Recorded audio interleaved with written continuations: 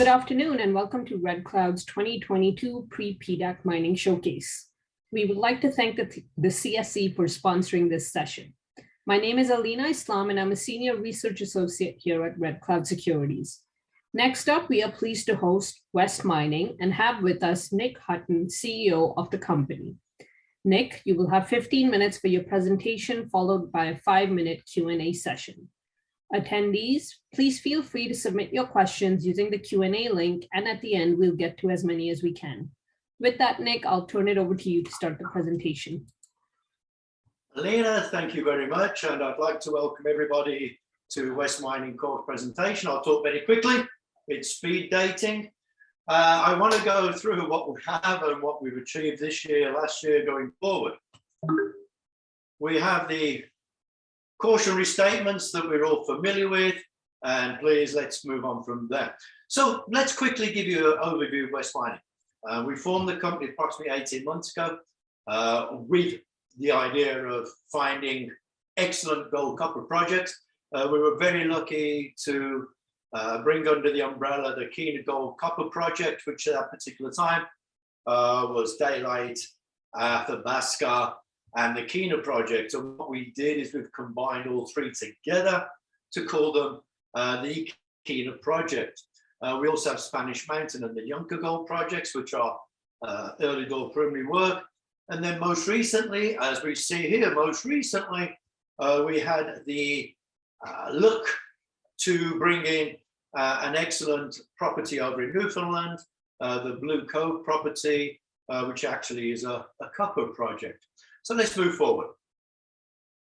Last year's highlights. You will notice here we have assays pending. Unfortunately, the assays pending are still waiting for the results to come back from what we feel was a very successful drill program. And what we managed to do on this drill program is we expanded our gold resource in the Great Western. And then to continue this expansion, we put 6 holes into the Starlight Trend. These will become apparent as we go through the map. Great surprise to this is we actually came across a new copper discovery, which we feel to be a copper porphyry zone. And next year, well, this year particularly, 22, we will go in and we'll be firming that up. We put 7 holes into the copper zone, assays are pending, and the metallurgical holes on our gold resource area, which is going to help us as we start to sort of presumably plan and look at going forward into production. The mapping and prospecting that was completed, again, assays pending. The southern extension, which is historically known as the Euphrates and the Gold Cup, had never been flown or had a magnetic airborne survey. So we completed it. The reason being, the area was quite inaccessible prior to us taking on the project. Since then, for previous 8 years, it was logging and it allowed us, we have now got fantastic accessibility. Where we are situated, as you can see from this, is the expansion that we're looking at here in the California is the north, Athabasca, and the expansion of the Kena Copper Zone will come through on this. Where we are situated, as you can see here, we call this the Golden Arc. Historic production has gone on to the south of us at the Ymir, at the Sheep Creek, and also the Rossland mines. Now, these have produced just under 4 million ounces of gold, historic in the gold rush days. And if you can take into consideration, this would have done artesian and hard working to produce such an amount of gold, you have to realize that it has to be abundant, it has to be there. So the proof is that we're in the right situation, in the right area. The project as we see it, we have this complete area here. This is the resource area, which I'll come to a highlight of. And everything is 100% owned and permitted and paid for by West. It is 20 kilometers long, Athabasca to the north, Daylight, Starlight to the east, and then the Kena property that comes all the way down to the south. You're probably familiar with the area. We've got Castlegar over here, trail with the Tekmingo smelter is down to the south, and Selmo, this actual small town here, is where our drill crew reside. I bring that up because it means we've probably got the least expensive drilling per meter of any exploration company. The crew can get in, they can spend night, we don't mob in, we don't mob out, we're not using helicopters. The infrastructure is fantastic, paved highways to the tech smelter, so all these can be utilized as we go forth. An overview, historic production all the way through. If we look at this, the Athabasca produced 20,000 tons at 30 grams a ton. Daylight, Starlight, these have produced 3,320. All these are gold producing areas historically. And then we come through to the area that we have done the resource on, which just falls into this area here. Again, it'll be highlighted later. We go all the way through to the south. Again, gold cup producing. Let's look at some of these numbers. We have 100 intersections that are greater than 5 grams a ton. We have got a high-grade gold corridor that's got 240 grams over 1.23, 172 grams over 2 meters. Now, these are our historic numbers. These are not numbers I cannot press release to let people know. Again, this is historic data from 40 years, which we have all under our sort of umbrella. A very large underexplored copper gold free targets on the southern side, and we know the historic workings.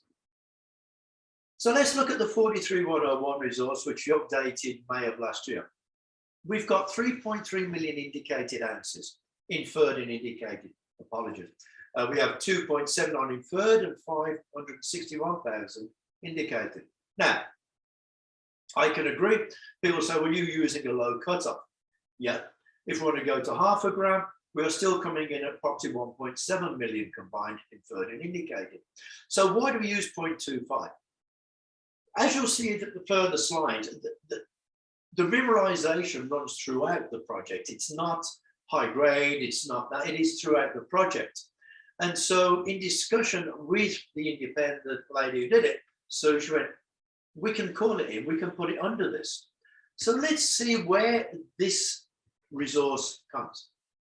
The shaded area is where we're running our 43101 compliant resource of 2.7 and 561,000 ounces of gold.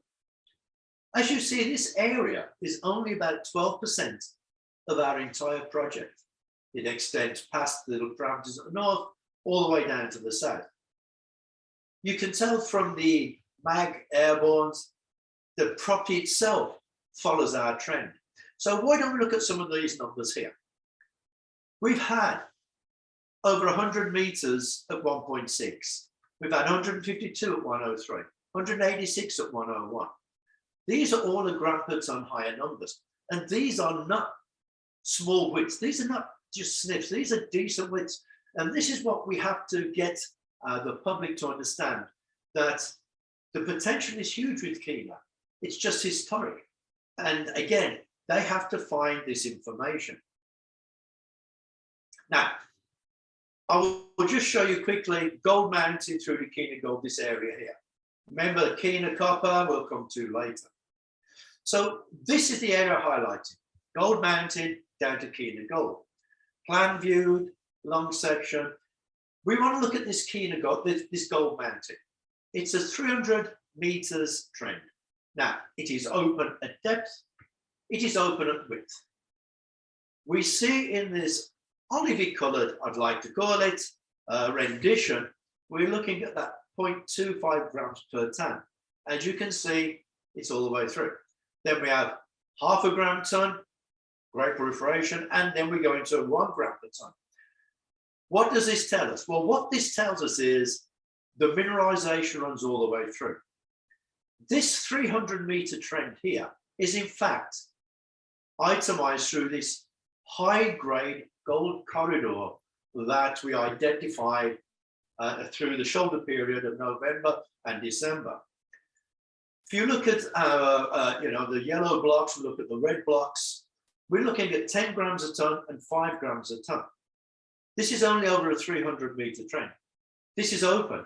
We also know that this trend has the possibilities of 1 kilometer either side. So why don't we look at these numbers? 2 meters widths. These are good widths still. And we're looking at 240. Let's ignore the great numbers of 240 and 172. I wish they were different. We've got 29 16s, and we've got this consistency through the high-grade gold corridor. 2022 will see us drill into this and prove up and step out, and let's expand upon it. As I alluded to earlier, we've discovered this new copper porphyry, again, completely on our deposit. Copper porphyry sits in this starlight daylight Great Western area. We knew we have gold. We've got 2.6 grams over 6.5 over 200, 2.66 meters, 275 over 10 meters. So again, we have this gold consistency. What we had this great surprise was, as we went deeper, we hit these copper porphyry style anomalies. Also through the shoulder period, we did a geochem and reassessed the data that we have on hand, keeping in mind that this is our resource area where we have these combined numbers, 562 to 73, the 3.3 million ounces. In the gold geochem, we expected to see the hits here as it showed up, and we actually do know we've got gold in the copper zone down to the south. When we actually ran a copper geochem, this is when we understood why we found copper in the starlight zone. It shows up that there's a porphyry underneath. It shows up that this keener copper zone is more expansive than we thought it was. You know, we're probably looking at about a 4 kilometer trend here. In today's press release, we actually extended this through the chip sample results 1.3 kilometers north. What it also showed up is this particular area here, which is called the Digit Zone. It has had no work on it. It is on our property, and again, excellent potential for a new copper discovery that we'll be drilling off in the 22 season. This is actually the results from that starlight drill. 6.4 grams of gold per ton, 42 grams of gold per ton. These are numbers we knew we could get because it was similar from previous. As we went deeper, this is when we started to realize that this is also the copper gold porphyry. This is when we start to see 0.41 copper equivalents over 10 meters and 0.51s over the 53 meters. Now, we are familiar with copper porphyries, they tend to go deeper. The fact of the matter is we weren't looking for copper, we were looking for gold. So we didn't go as deep. We can put in a couple of the deeper holes in the upcoming drill season. The copper zone. You'll see I allude to the assays pending yet again. We are about 5 months behind with our results. So if we're looking on a brighter picture, these are to come. This is the copper zone, beautiful as far as viewing, and it extends north. Excitement as our results come through. This is the area we drilled. This is the area we have sampled. Again, historic and results are pending. It looks fantastic. The Drew curl is under contract, ready to go this year. This is the entire project. The Athabasca produced 20 tons at 30 grams. Gold Cup at the bottom, 20,000 tons, 24 tons, 51. So this mineralization runs the entire project. And again, it's 100% owned by West. It is funded and we have permits in place for drilling. This is a shocker. We are trading at approximately 40 cents per gram in the ground. Equivalents that we're looking, the average is at $50. So all I can say is there is an upside for this company. Well, as I say, we have money in the bank. The difference between us and these other companies is we have historic data. The companies here are giving us data that they are drilling off now. We have those numbers. It's just that historic numbers. We have the 43,101. It is historic. We will be building out the 43,101 as we go forward this year. As you can see, we'll be doing an MT survey over the copper zone, and we're doing extended drilling on the 5,000 meters to extend that copper zone, expanding the gold resource, and also looking into that high-grade gold corridor. That's where we're going to get those rich numbers that people like to see. And we want to put some deeper holes into that newly discovered copper zone and put a couple of numbers into that 1.3 kilometer copper trend we've just identified. Why don't we talk about Blue Cove? This is the property we picked up in Newfoundland. It is a bit grassroots, but if you look at the size, it's 21 kilometers, very similar to Kena. And it's also great accessibility, deep water port.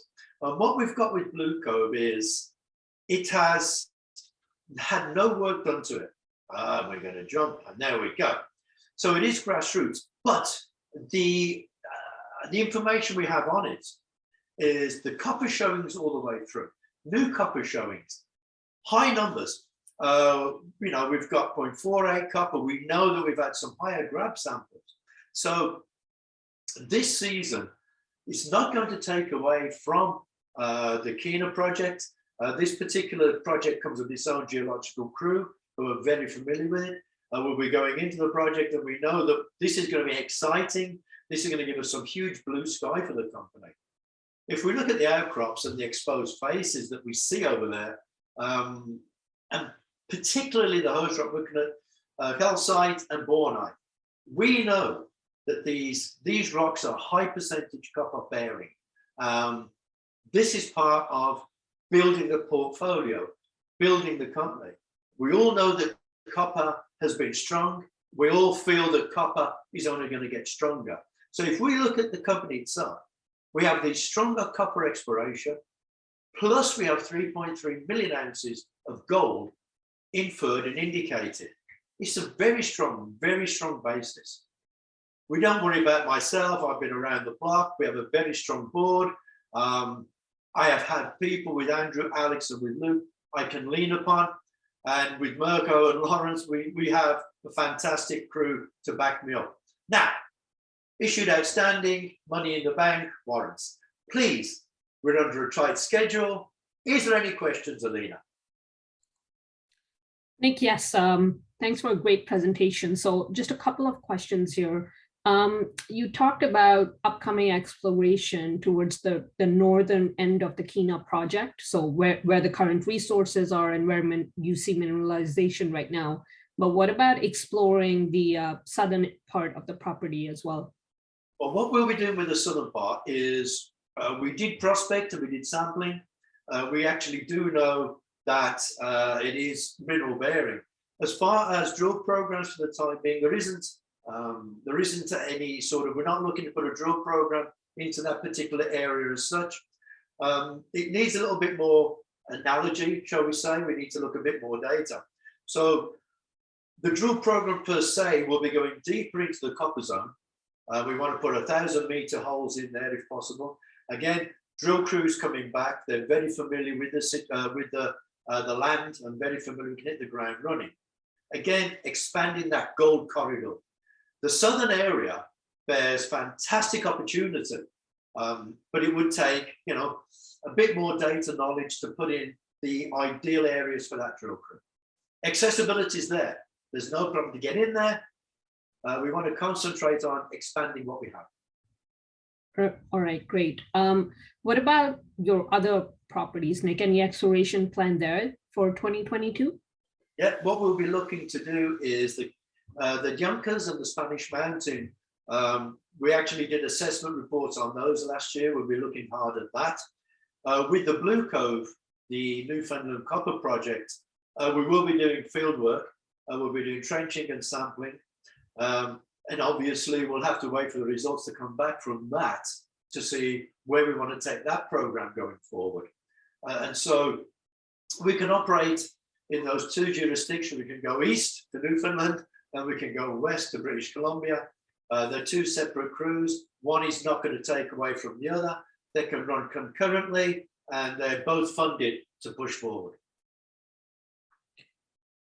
All right, so you have a lot coming up this year. So with that, thanks for to get that share price up. So we're almost out of time, Nick. So I just want to thank you and everyone else on the line for joining us today. Just as a reminder, up next we have Lumina Gold and K92 Mining. Thank you. Thank you very much, and thank you everybody for joining my presentation. Have a great afternoon.